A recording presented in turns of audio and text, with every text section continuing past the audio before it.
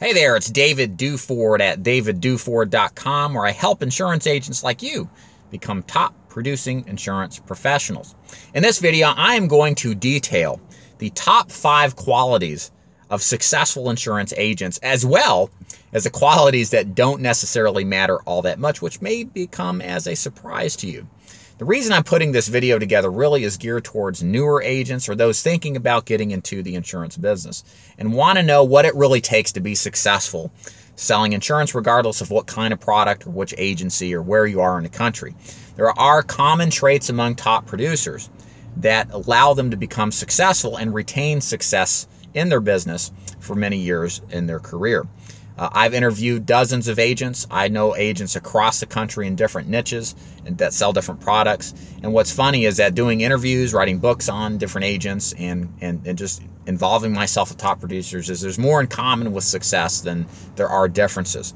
And so the purpose of this video is to uncover that in a short, straight to the point way so you can better understand what you can do to mimic those behaviors and become successful just as well. So the first thing is that good or even great and successful insurance agents are service-oriented. They believe that what they're doing is more than just making an income. They're doing good. They're doing good by others. In a sense, some of the best insurance agents are almost evangelical in nature.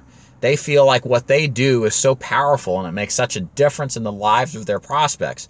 They want people to know about it, and they believe honestly in their heart of hearts that their products are going to do great work for the vast majority of the people that they go see, that they work with in their market.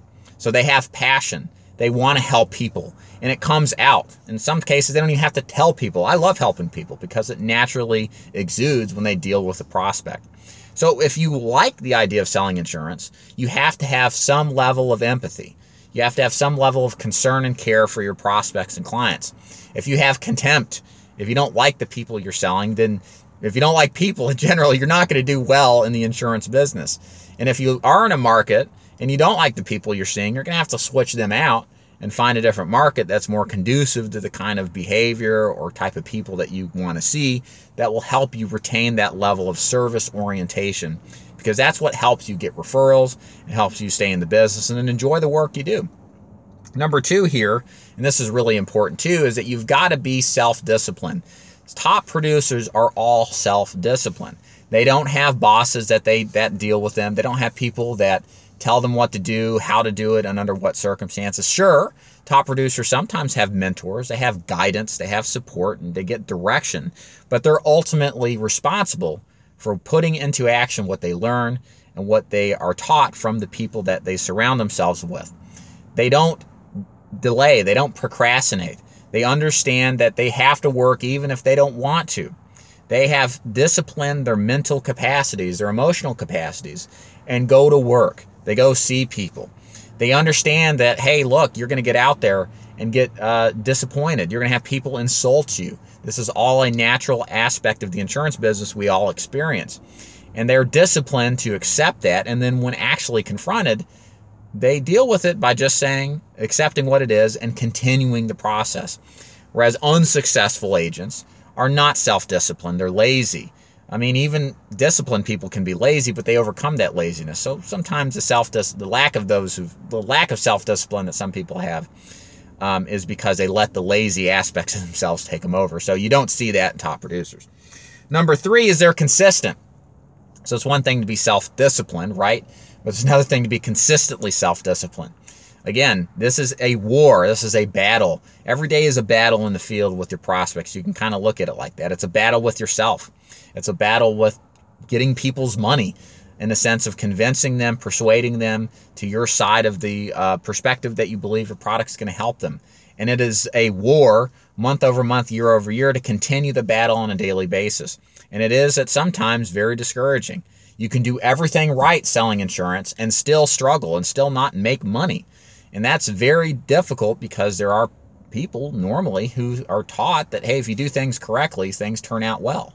Well, that's not always the case in insurance sales, because selling is as much of an art as a science, and there are circumstances that won't go our way. So you got to be consistent. And the combination of consistency and self-discipline is really important if you want to be successful. I've talked to a lot of agents that come into this business. They're flashes in the pan. They write a lot of business. They do well, but then they run up against difficulties. They run up against resistance, and they fall off, peter off. It happens more commonly than not.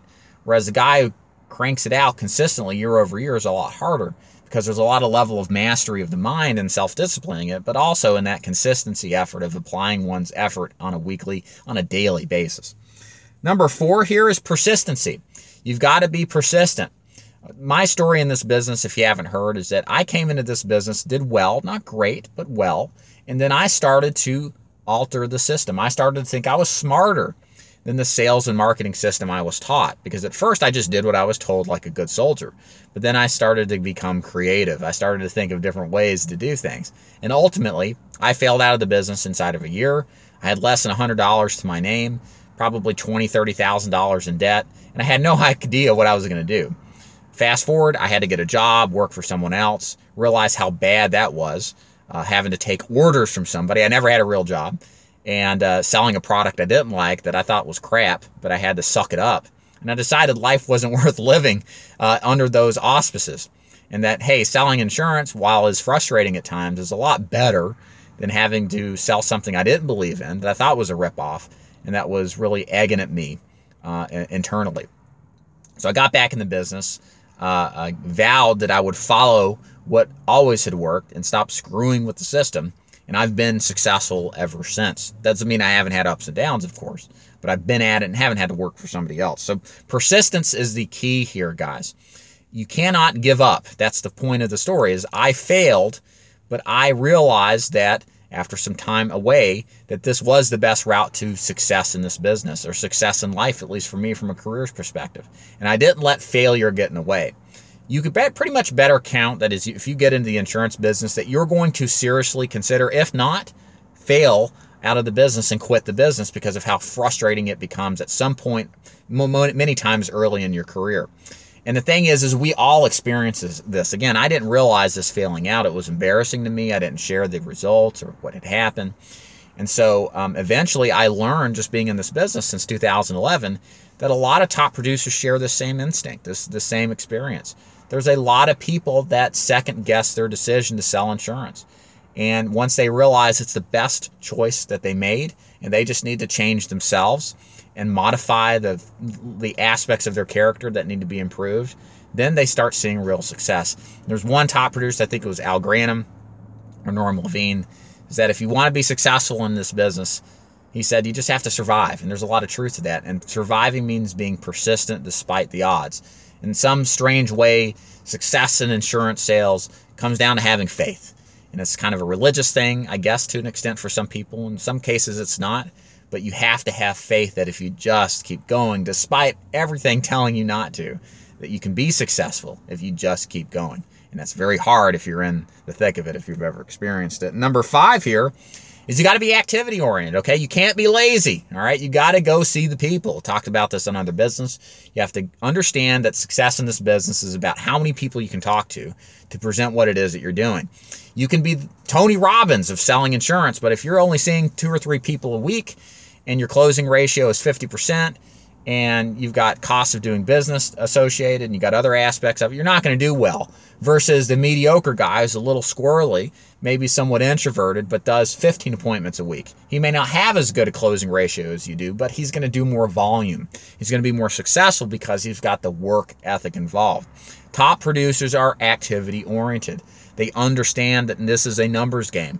That doesn't mean they're not good salesperson. They work on their skill set, but they understand it is all about activity and seeing people and being consistent, persistent, self-disciplined, and of course, service-oriented as well. So a couple of things here I'll leave with as a bonus point here that I think is important is these really are the top 5 behavior patterns of top producers in the insurance business. You know, there's been things I haven't mentioned. Like, for example, you don't have to be an extrovert, okay? I'm an introvert. I'm a video gamer, really. I used to be afraid of calling the pizza man. And what I realized is that skills are learnable in sales. You can be a complete dork and still do great as long as you have the capacity to learn and apply yourself and not exhibit fear when it comes time to testing what you've learned.